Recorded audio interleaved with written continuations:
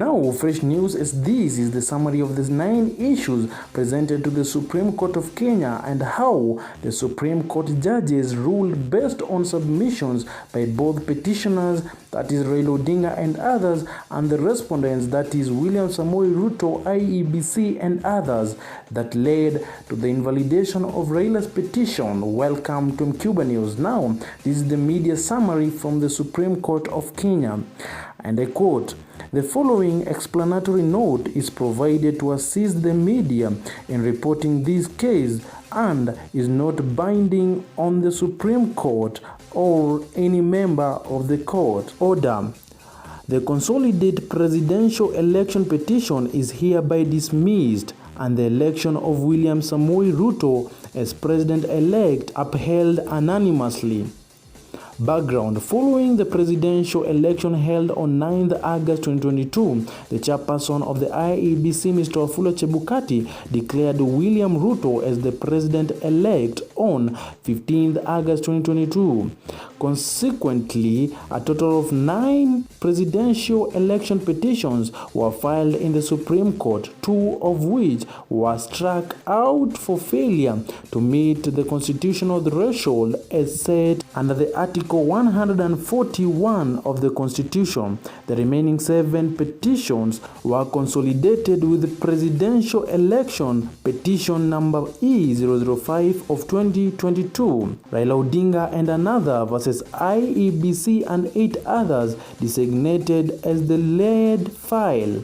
Having considered and deliberated upon the consolidated presidential election petition, the attendant responses, submissions by counsel and brief filed by friends of the court, including the Law Society of Kenya and the Kenya section of the ICJ, the court deleted 9 issues for determination. 1. Whether the technology deployed by the IEBC for the conduct of the 2022 general election met the standard of integrity, verifiability, security, and transparency to guarantee accurate and variable results. Upon considering the pleadings, submissions, and the ICT scrutiny and inspection, the tally and recount report by the registrar, which fully examined the IEBC results transmission system, the court was not persuaded that the technology deployed by IEBC failed to the standard of Article 86A of the Constitution on integrity, verifiability, security, and transparency. 2. Whether there was interference with the uploading and transmission of Form 34A from the polling station to the IEBC public portal. No credible evidence was presented to the court to establish there was any interference with the uploading and transmission of Form 34A from polling station to the IEBC portal. 3. Whether there was a difference between Form 34A uploaded on the IEBC public portal and the Form 34A received at the National Tallying Center and Form 34A issued to the agent at the polling station. The court found out that there was no difference between Form 34A uploaded on the IEBC public portal with those received at the National Tallying Center and those issued to the candidates' agents at the polling station. 4. Whether the postponement of gubernatorial election in Kakamega and Mombasa counties, parliamentary elections in Kitui Rural, Kacheliba, Rongai and Pokot South constituencies, and electoral wards in Nyaki West in North Imenti constituency and Kwanjenga in Embakasi South constituency resulted in voter suppression to the detriment of the petitioners in petition number E005 of 2022. The court found that the virtue of Section 55B of the Elections Act 2021, IEBC has the requisite power to postpone election in constituencies, counties, and wards in question. In addition, the court found that there was no proof that the postponement resulted in voter suppression to the detriment of the first respondent.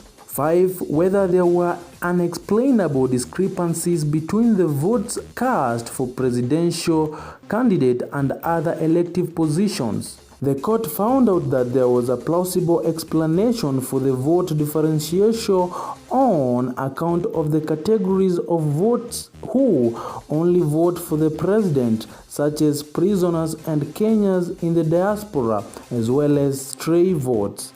7. Whether the IEBC carried out the verification tallying and declaration of the results in accordance to the Article 138(3)(c) and 138(10) of Constitution.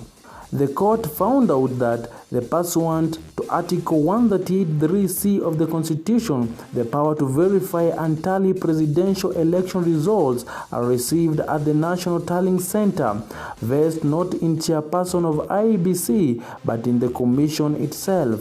The IEBC carries out this exercise through its secretariat staff, technical personnel, and any other person hired for that purpose under the oversight and supervision of the chairperson and other members of the commission, although the power of declare the results of presidential election after verification tallying is vested to the chairperson. He does so only as a delegate of the commission. Ultimately, notwithstanding the divisions apparent between the chairperson and 4 commissioners, the court was satisfied that IEBC carried out the verification, tallying, and declaration of the presidential election results in accordance with Article 138(3)(c) and 10 of the Constitution. 7. Whether the declared president-elect attained 50% plus 1 of all the votes cast in accordance with Article 138(4) of the Constitution. The court found out that declared president-elect attained 50% plus 1 of all the votes cast in accordance with Article 138(4) of the Constitution. 8. Whether there were irregularities and illegalities of such magnitude as to affect the final result of the presidential election. The court found out that illegalities and irregularities pointed out by the petitioners were of no such magnitude as to affect the final results of the presidential election. 9. What reliefs and orders can the court grant or issue? The court found out that the presidential election petition can only issue orders stipulated under Article 140 of the Constitution, in that it can either, where it finds that the election of the president-elect is invalid, nullify the election and direct IEBC to hold a fresh election, or declare the election of the president-elect as valid. Final orders. In unanimity, we make the following orders. 1. The presidential election petition number E005 of 2022 as consolidated with the presidential petition numbers E001, E002, E003, E004, E007, and E008 of 2022 is hereby dismissed. 2. As a consequence, we declare the election of first respondent as president-elect to be valid under Article 143 of the Constitution. 3. This being a public interest matter, we order that each party shall bear their cost. End of quote. Remember to like, subscribe, and to turn on the notification bell.